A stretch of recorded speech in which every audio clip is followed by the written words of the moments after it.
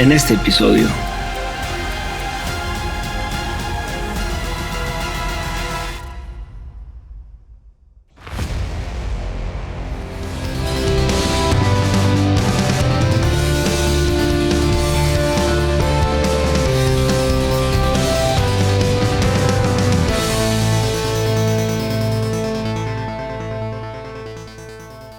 En el episodio anterior, conocimos a unos pequeños Boy Scouts de gran corazón, conocimos puntos importantes de San Cristóbal de las Casas, recorrimos la extraordinaria ruta de la cola de Quetzalcóatl y visitamos Palenque.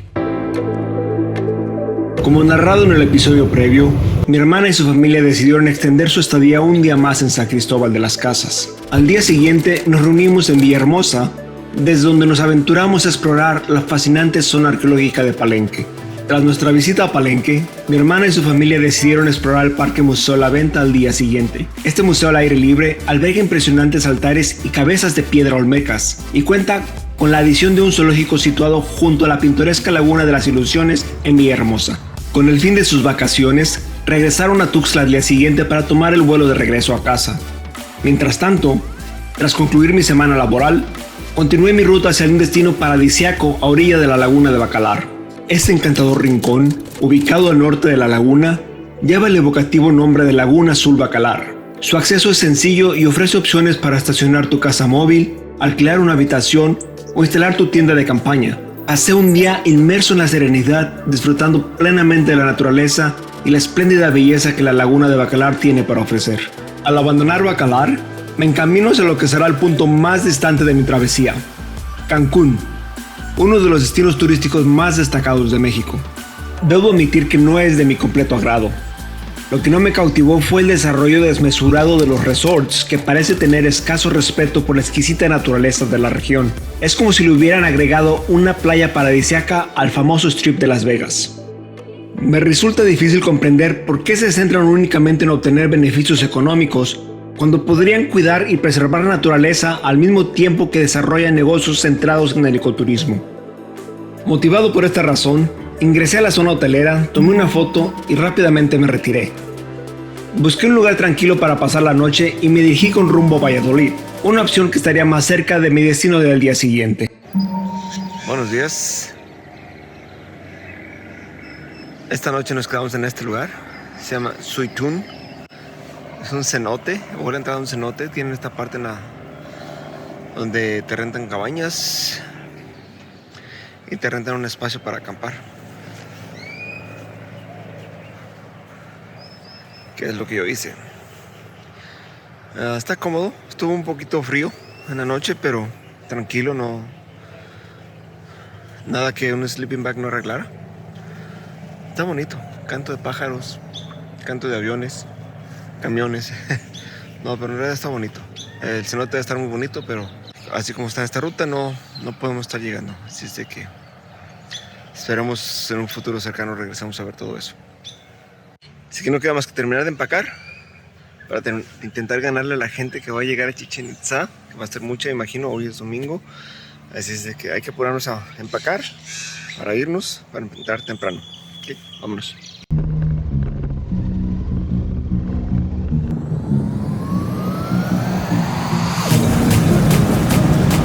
Llegamos a Chichén Itzá.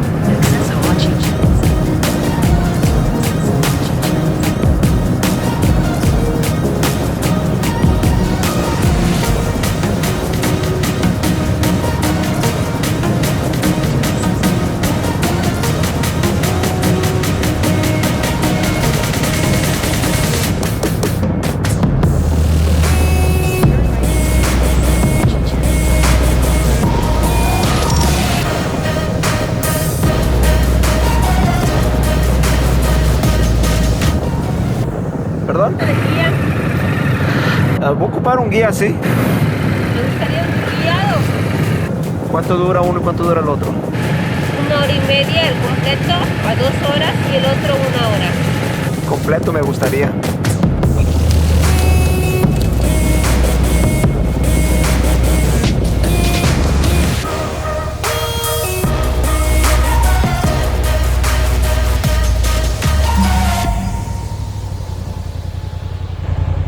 Chichén Itzá es la ciudad. El templo principal es el templo de Kukulcán. Es más, Chichén Itzá está en lengua maya. Si lo traduzco en español, chi en maya, español, boca, pozo, itz brujo y ja agua. Entonces el significado es en la boca del pozo de los brujos del agua. Quiero que usted observe la arquitectura de lo que es el templo. Vea que el templo de arriba no está centrado, está más desplazado a la derecha. Y observe lo que es la base, tiene una desviación, no está completamente recta a los puntos cardinales. Le había comentado, Maya llega a 300, 600 empieza construcciones, del 900 influencia de la adoración a la serpiente emplumada, 1250 se abandona el sitio. ¿Por qué? Sequías, hambrunas y muertes. La mejor manera para sobrevivir, conforme a las guerras que habían, era mejor abandonar el sitio y buscar otro lugar para vivir. El maya no desaparece. El maya migra a otros lugares. Se encuentra en otras áreas de los Itzáes, Mayapam, Tulum, Tayasal. Conforme a sus migraciones, pues ellos adoraban a diferentes dioses. Cuando llegan los españoles, Hernán Cortés por las costas manda a traer franciscanos. Llega el franciscano Diego de Landa en 1546 y al llegar este franciscano empieza a observar que la gente adoraba diferentes tipos de dioses. Imagínense eso para un franciscano, acto de los demonios, herejes, cosas del diablo. Lamentablemente por ese tipo de creencias creyeron y él empezó a destruir y a quemar todos los escritos de la cultura maya. De allá, al quemar esos escritos, viajó a Europa, empezó a realizar lo que viene siendo un escrito cuando vuelve a regresar a la península de Yucatán con un príncipe maya, conocido como Naxicocom. Nos habla de lo que es el calendario solar, sobre la forma de vida, dónde se encuentra esta área, y nos habla un poco de la escritura maya. Los arqueólogos, cuando ya empiezan a descubrir estos sitios, que la primera vez que se encuentra, se redescubre, fue en 1840, fueron dos viajeros que buscaban ciudades perdidas, Frederick Catherwood y John Lloyd Stevens. Hacen su litografía, lo publican, bien interesado el Instituto Carnegie, llegan arqueólogos extranjeros, empiezan a dar mantenimiento, hacen lo que viene siendo la primera fotografía, luego llegan arqueólogos mexicanos hasta 1930, cuando empiezan a hacer restauraciones en el templo principal. De ahí en las restauraciones empiezan a investigar los arqueólogos, tratan de aprender la escritura maya, no lo logran. Un lingüista ruso aprendió la escritura maya, Yuri Valentinovich Morozov. Y entonces cuando empieza a aprender la escritura, empieza a decodificar algunos de los escritos que se han encontrado en Europa, como el Códice Dresden. Y nos va dando a conocer que el maya no solo hacía rituales, que el maya tenía conocimiento del sol, de la luna, de lo que es los planetas, los más cercanos, 5 en total. También nos habla de las constelaciones y parte de la Vía Láctea, cómo influía esto en la Tierra y en el ser humano. Entonces ellos podían predecir el futuro conforme al conocimiento y la observación de lo que es el Sol y los planetas.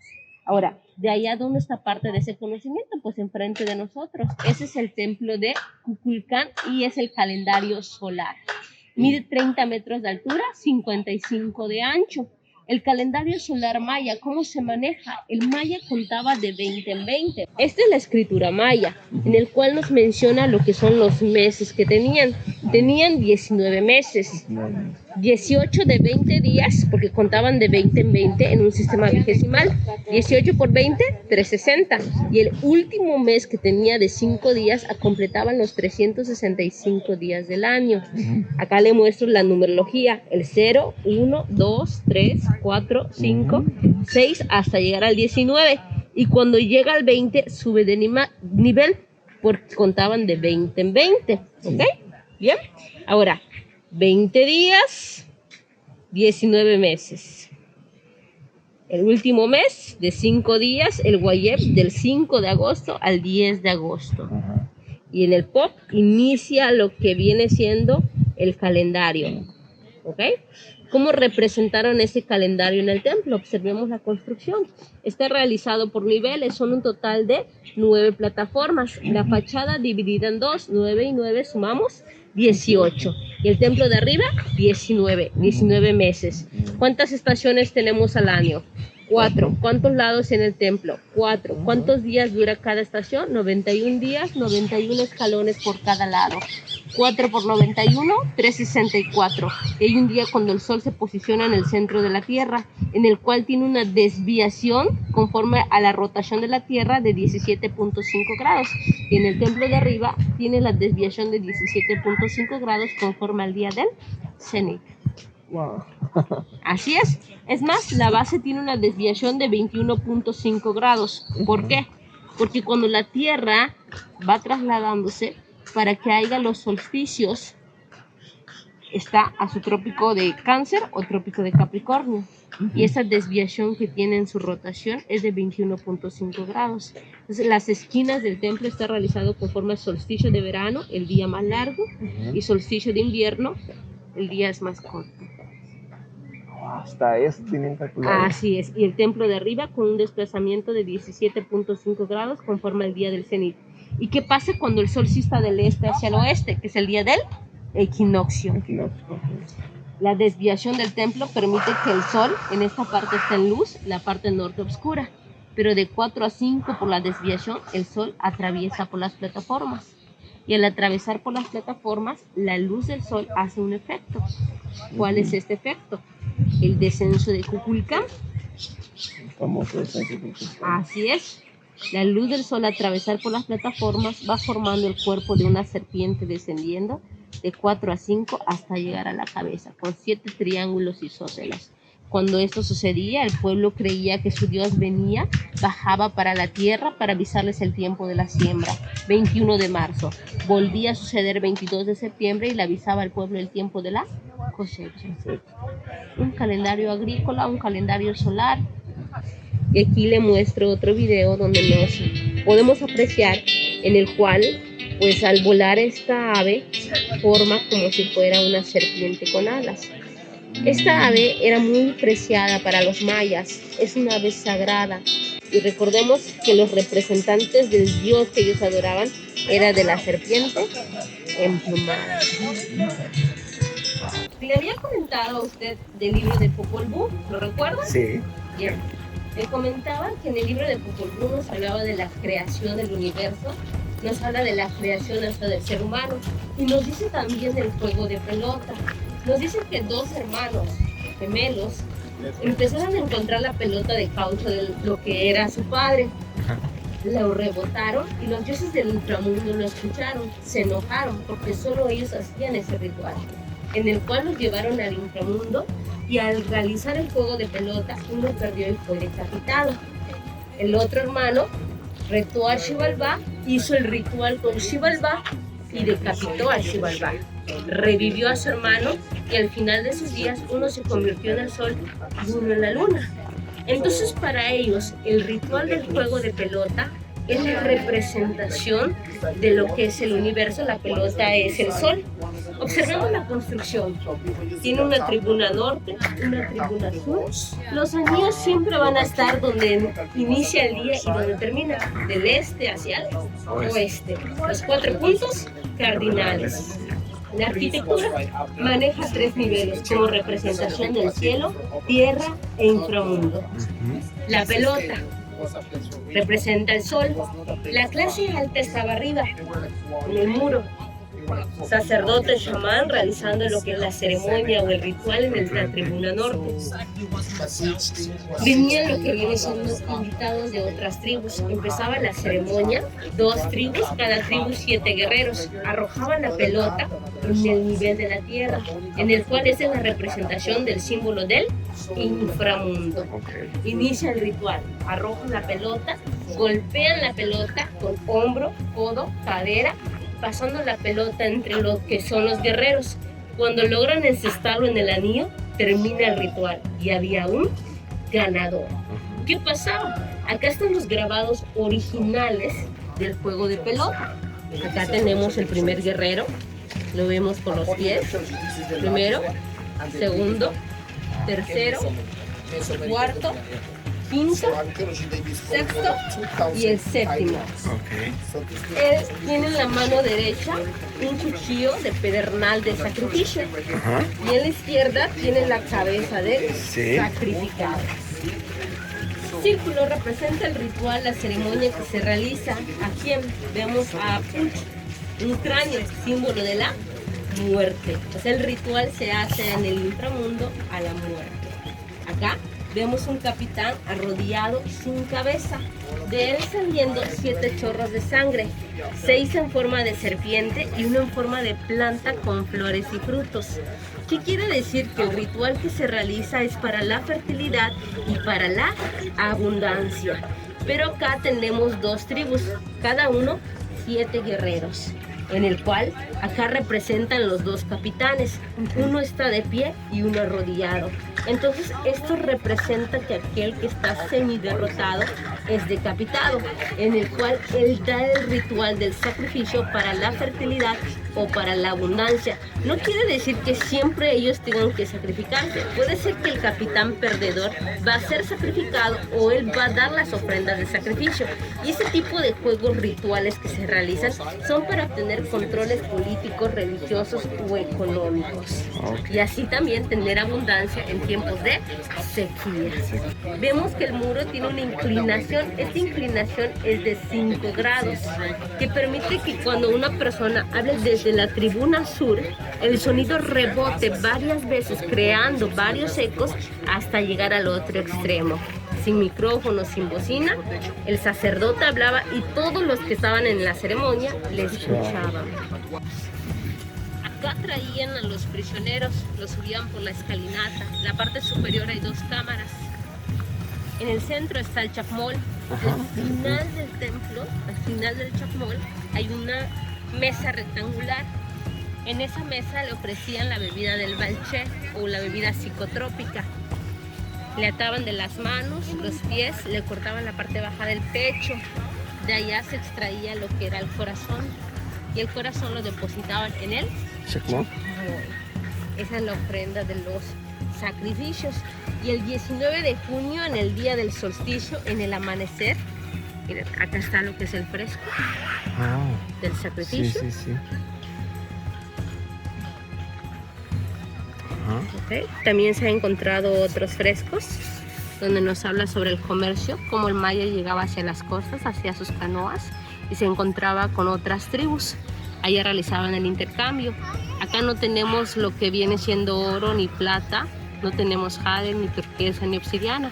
El maya acá sembraba maíz, frijol, calabaza, algodón. También conforme a la clase alta sembraban lo que es cacao y vainilla. Entonces acá se realizaban lo que son intercambios por medio de las costas. Por eso realizaban sus sacbés, en el cual el más largo llega hasta la parte de Cuba. ¿Okay? Y también pues le voy comentando conforme a la fotografía que se realiza el día del cenit, 19 de junio, cuando el sol se posiciona en el punto de lo que es como ofrenda en lo que es el plato del chacmol. Wow, hasta en eso. Hasta en eso. La creencia es en la mitología es que el sol renace por la mañana. ¿De qué lado? Pasa por los niveles del inframundo. Hay sequía, hambrunas, muertes. Entonces ellos hacen un ritual, juego de pelota. Se escoge la ofrenda, se da la ofrenda del sacrificio. Alimentan a los dioses y el sol vuelve a renacer. Entonces acá es la prueba de cómo en el inicio hacen sus primeras plataformas, termina lo que es el gobernante y empieza otro, y encima del anterior van construyendo unos sobre otros, como símbolos de poder. Sí, claro. Observa la arquitectura. Sí, tiene las esquinas redondas. Rectangular, redondeadas en las esquinas, y los otros son cuadrangulares con una inclinación en tal tablero. La iguana. Es una iguana hembra y ese es macho, de ese lado.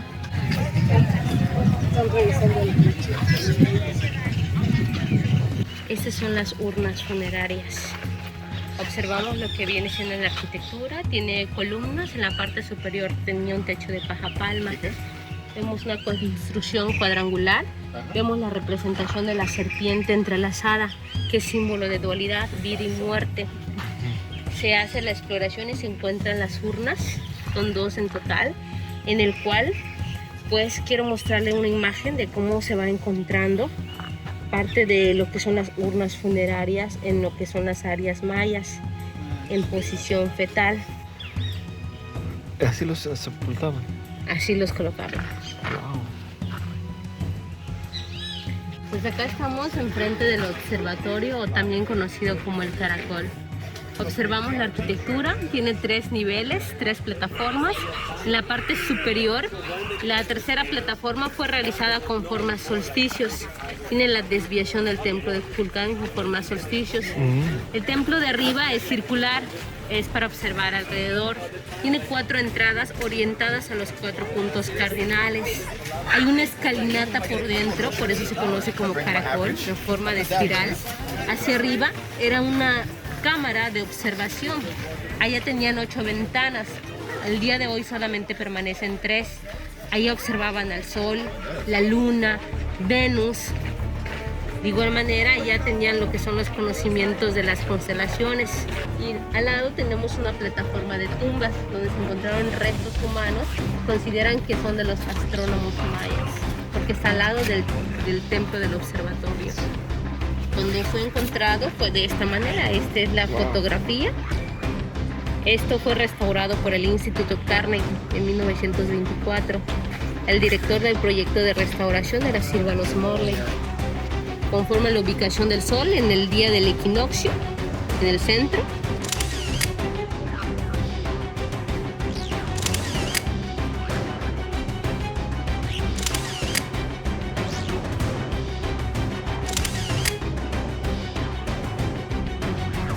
Cumplimos con Chichén Itzá. Está muy bonito, muy padre, tal como lo esperaba. Ahora sí, Carlos, vamos a visitarte a tu casa. No he comido en todo el día, brother. No he comido en todo el día como me lo dijiste. Así es de que voy listo. Vámonos, a ver si cabes, compadre.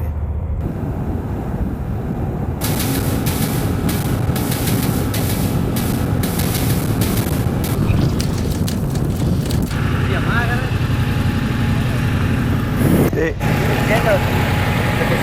Sí.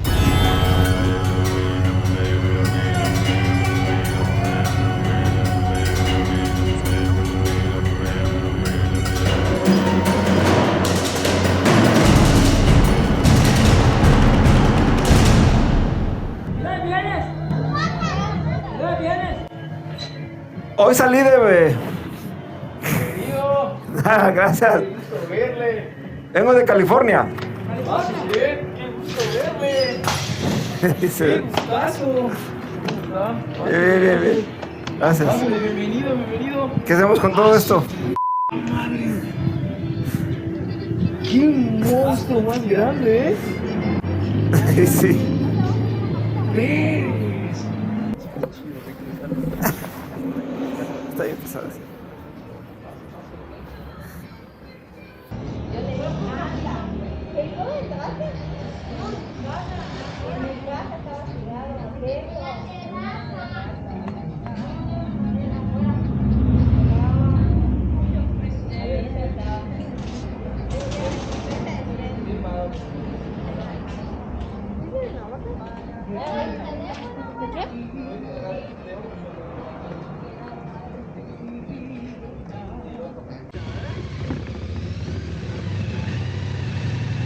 ¿Cómo le ayudo?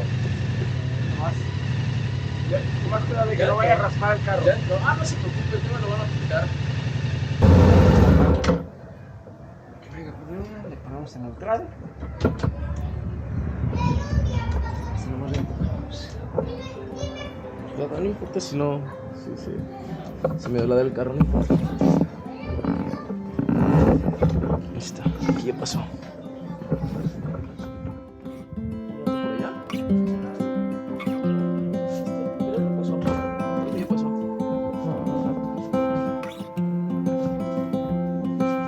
Ya pasó. ¿La quieren cachar? Con la cacho. Ah, ¿La quieren lavar o algo? sí, de hecho te iba a preguntar eso, que dónde la pudiera llevar a lavar. No, aquí la lavamos si quiere. Pues si aquí no se puede lavar.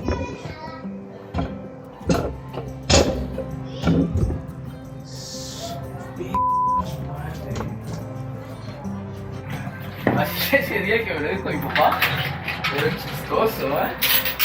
Me dice, ahí está yendo Héctor para Mérida. Ajá, sí, le dije. Mándame su vuelo, le dije, lo voy a buscar. No, el loco se fue en moto, me dice. ¿Qué? Le digo. En moto, le digo. Sí, en moto se fue el pinche Héctor, me dice. Solo me dijo, vamos a comer y ya me voy. De hecho, hasta me dejó su mapa, me dijo. Yo, a la madre, dije. Qué chingón. Tras revitalizarnos, Carlos, hijo, Marisela y María gentilmente me invitaron a descubrir los encantos de Mérida, la espléndida ciudad blanca. Este paseo se convirtió en una experiencia única donde cada rincón revelaba la riqueza cultural y arquitectónica de este lugar. Santa Lucía, y esa es la iglesia de Santa Lucía. Aquí buenas tardes, hay restaurantes que los han modificado, los han dejado bonitos los lugares para los compradores de restaurantes. Esa estatua que está ahí en la esquinita es la estatua de los Montejo. ¿Y que igual se llama ese remate de Montejo? Ah, es el remate del Paso Montejo.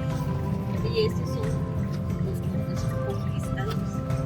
Aquí es donde ya empezó. Esa es la avenida principal. Cuando nos vinieron tus amigos, se les ocurrió hacer una avenida principal. Y si se da cuenta, las casitas son un poquito pues, más diferentes, ¿no? Un poquito más esa casa es preciosa. Estaban vendiendo una casa acá, la del Pilar. Pero ese era para el museo, Carlos Acuérdate. Ah, sí. El 9 de marzo, que es un día catalogado pues, muy internacional para la mujer, hacen sus protestas, sus marchas. Entonces, es que grafitearon ese tipo de monumentos en protesta a las múltiples muertes, matanzas y pérdidas de mujeres que pues el gobierno no hace nada. O sea, literalmente, pues no hace nada como para darle un seguimiento y grafitean así esos lugares. Eso es lo que viene siendo el monumento a la bandera.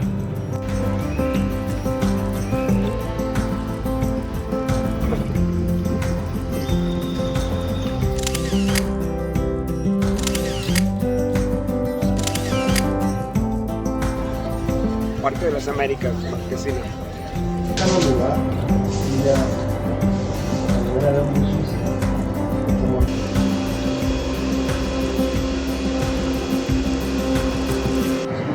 Qué limpiecita, ¿eh?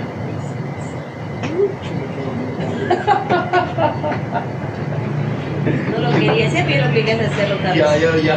Sí, ¿cómo?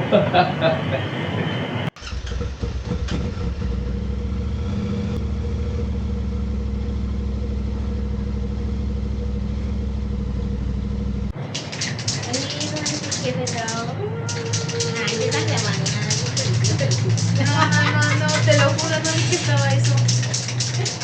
Es que como dijo que iba a ponerlo de la moto, entonces yo quería ver cómo lo prende y todo demás. Y Ahí vas a salir. ¿Qué, ah? Mira, ya no ves. es que estaba allá, hasta que vi que está allá Mejor no vas a cerrar. Todos ya salimos con Héctor con una mala pose, ¿eh? Sí. Todos tenemos que salir con mala pose. es que yo estaba aquí para verla así.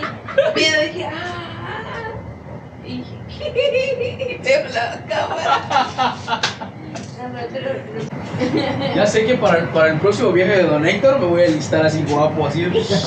¡Tintún! Salgo con esto. A ver, pongo mi flux así. ¡Don Héctor! Qué vergüenza con mis chancletas, mi short y acá rato subiendo mi short que se me cae. Yo le puse esto. Ah, como estrobos. Y les pongo a servir para. Sí, claro. Entre que investigan qué onda, se hacen a un lado los carros y ya me dejan pasar. Pues sí. Para cerrar con broche de oro mi visita a Mérida, disfrutaremos de una apasionante cátedra de historia por parte de mi buen amigo Carlos. Su conocimiento detallado promete enriquecer nuestra experiencia, brindarnos una perspectiva única de la fascinante historia de esta hermosa ciudad. La ciudad To, T-H-O acentuada. Ajá. To. ¿Ok? ¿Qué significa lugar de los 5 cerros? ¿Ok? Y esos 5 cerros aparentemente son Palacio de Gobierno, el Palacio Municipal, la Catedral, la Casa de Montejo y el centro de Mérida, o sea, donde está la bandera. Ajá. ¿Sí? eran los 5 cerritos que habían allá, y por eso le llamaron los 5 cerros. Pero el que conquistó fue Francisco de Montejo el Mozo, o sea que fue el sobrino. El sobrino del levantado. Fue el que conquistó. Fue cuando llegó también un rey cabrón que no tenía ni madre que hacer, que chingado fue a buscar allá, que se llama Fray Diego de Landa. Ese señor Fray Diego de Landa le fue a partir su madre a todo, ¿sí? Quemó todos los códices, todos los pinches códices. Empezó a hacer inquisiciones a todos. Pues tú sabías que anteriormente ¿cómo se llama esto? Los religiosos eran los que prevalecían, eran los más chingones, ¿no? Eran los que, sí, los que aconsejaban a la reina, vamos a llamar así. Y él dijo que tenían que creer en Dios, o sea, que creer en lo que es la religión católica, ¿verdad? Sabes que los mayas anteriormente eran politeístas. Sí. Entonces, cuando llegó Diego de Landa y se encontró que los mayas creían en muchos dioses, lo que hizo es decir, no, pues a la chingada, ustedes a la chingada con todos sus dioses, les quemo todos sus papeles, se jodieron, ¿sí? Y pusieron la religión católica. Pero ese recabrón fue Fray Diego de Landa. No se me olvida su nombre.